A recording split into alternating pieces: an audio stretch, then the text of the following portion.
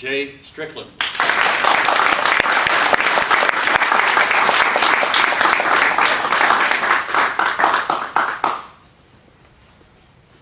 My name is Willard Jensen, and I'm 96 years old, and I'm going to tell you a little story that happened on a ranch outside of Falfurrias, Texas. My daddy's electric fence. Well, my daddy raised cows and goats. I'm going to tell you about cows and goats. Cows is dumb. Dumb. You know, if one's walking one way, they all walk one way. If he's laying down, they all lay down and face the same way. Only thing they'll eat is grass and hay. Well, I'll tell you, now goats are smart. Goats will eat anything except rocks.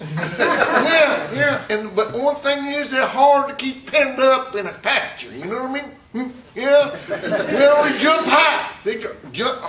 Goat can jump high as a grasshopper in a hurricane, just fast. You know. So, anyways, this guy says, Harvey, my daddy's name, Harvey, said you need to electrify your fence. How do you do that?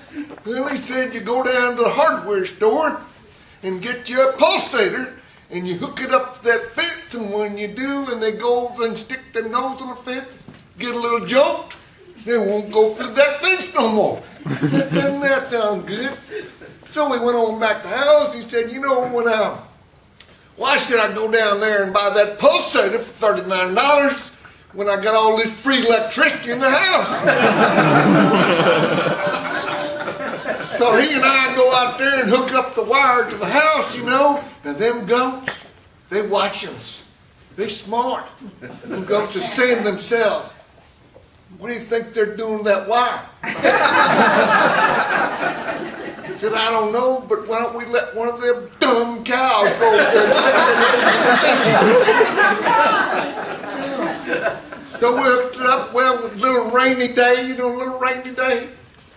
And one of them dumb cows walked over there and kind of stuck his nose on that fence. Go pow! Hide, hair, feathers, fence went up there. We knocked out the power of the whole county. Went out there, and when there's a cow there, I'm going to tell you what that cow looked like.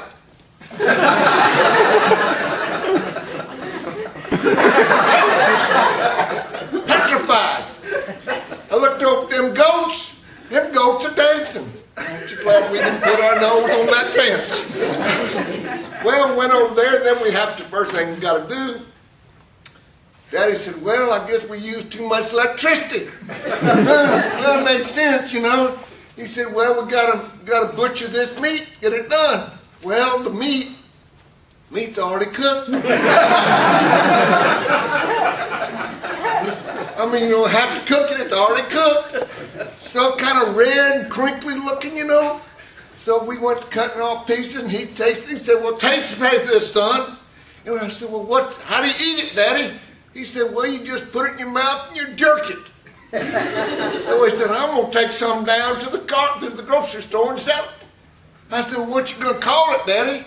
He said, well, I'm going to call it beef jerky. So I'm going to leave you with this. If you ever one of them convenience stores down there on the highway and you buy a little bag of beef jerky, just remember it all started on a little ranch outside of Falfurrias, Texas, and my daddy's electric fence.